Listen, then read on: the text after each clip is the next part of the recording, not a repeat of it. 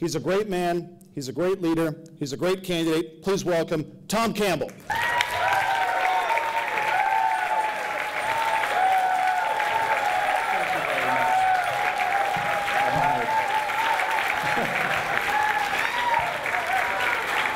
Thank you. Thank you very, very much. Well, reclaiming our freedom starts this year with the forced retirement of Senator Barbara Boxer. The connection between Senator Barbara Boxer's spending and the jobless situation in our state and in our nation is direct. When Congress spends more than it has, our deficit and our debt grow, and the most recent budget just piles on more debt in the next 10 years than the entire debt we've accumulated in the history of our country. And this pattern of increasing deficits and ever-mounting debt is fueled by printed money, and printed money can mean only one thing: inflation. We know that's coming. Chairman of the Federal Reserve, Ben Bernanke, knows it's coming, and he's spoken of the need to increase interest rates. And when that happens, it'll choke off any chance that we have for getting jobs again in California. So there's a connection between spending too much money, increasing the deficit, making the debt intolerable, and getting a job again. I don't know a California family that doesn't have a member of that family out of work or a friend of that family who's out of work. And the path that we're taking now is unsustainable, but it's even more than that. It's immoral. It's immoral because we spend our children's money. We take that money, we give them a future worse than ours, and that's the first time in American history when we don't pass along to our children a better world than our parents passed along to us. It has to stop. It has to stop now. And here's how. Stop spending money. How do you know I'll do it? How do you know that I'll do it? Well, because I've done it. I served 9 years in the United States House of Representatives in 5 different Congresses. And every Congress, the National Taxpayers Union Foundation does a rating, and they measure how much each individual congressperson spends by the bills that that congressperson introduces or co-sponsors. And every year they come up with a record.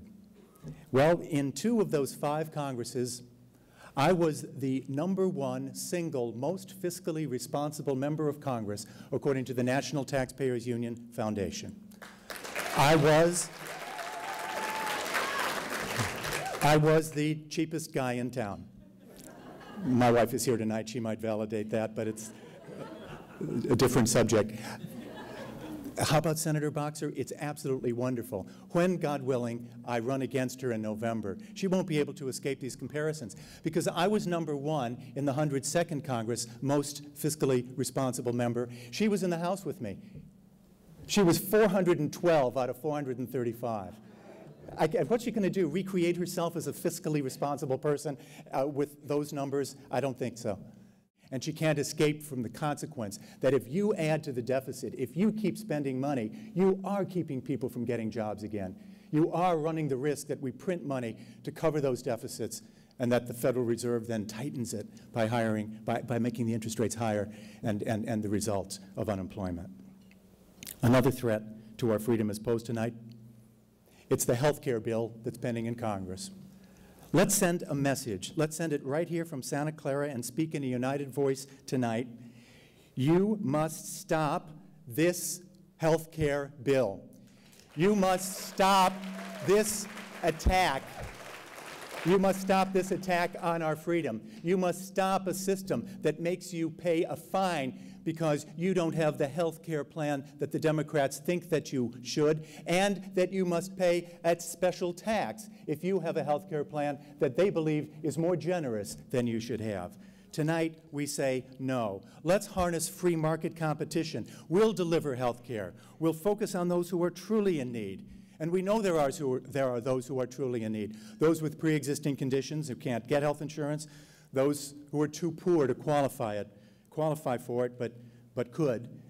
And those 2 groups together are 18 million. They're not 41 million or the number that the Democrats most frequently use these days, 31, after they subtract the number of illegal aliens out of the earlier number. It's 18 million. And we can help those 18 million if we focus on them, or we can use those 18 million as a pretext, as an excuse for creating a soft socialism and replacing the free market, replacing the engine of the greatest production of opportunity the world has ever seen with a federal system. It's clear to me.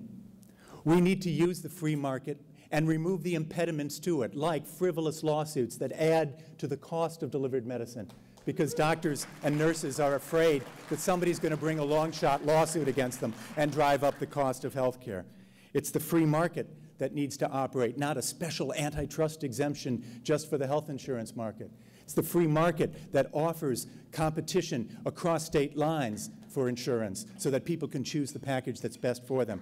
It's the free market, not government, that has allowed America to create goods and services of the highest quality and the lowest cost ever in the history of the world. And it'll work in healthcare as well. And when it comes to defense of our nation, our commitment must be unwavering. Stay focused on the mission in Afghanistan. Root out al-Qaeda and the Taliban.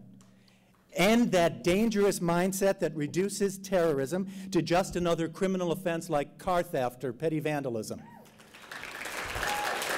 Keep Guantanamo open. Use military tribunals to try those who are enemies of our country. When the United States was in wars before, we didn't bring our enemies to a civilian court in downtown Manhattan. During World War II, we tried Nazi saboteurs in military tribunals. And as a young nation, we actually dealt with pirates by capturing them on the high seas and hanging them. And may I say, it offends me deeply when our leaders go around the world and apologize for what we are. We are the most generous country in the history of the world. We are the country that reaches out and helps those countries that went to war with us. We are the country that is compassionate and that shows freedom to those who don't have freedom. We are the envy of the world. And we're not the envy of the world because we're wealthy. We're the envy of the world because we're free. We are what the rest of the world would like to be. And we need to be free from a government that becomes so big as to take us away from that freedom. A government that can promise us everything and be so powerful as to take from us everything. We also have to remain free from the politics of envy, where every problem, however serious, escapes analysis because it's easier to blame somebody. And another person's success is not pointed to as an example to be emulated, but rather as a premise for taking that success away. I'll carry our party's convictions to victory in November. For less government, for more freedom, for individual liberty, and for a return to a country and a state where we hand a future once again to our children, even brighter than the one that we received from our parents. There will again be morning in America. Thank you. God bless America, and God bless the United States.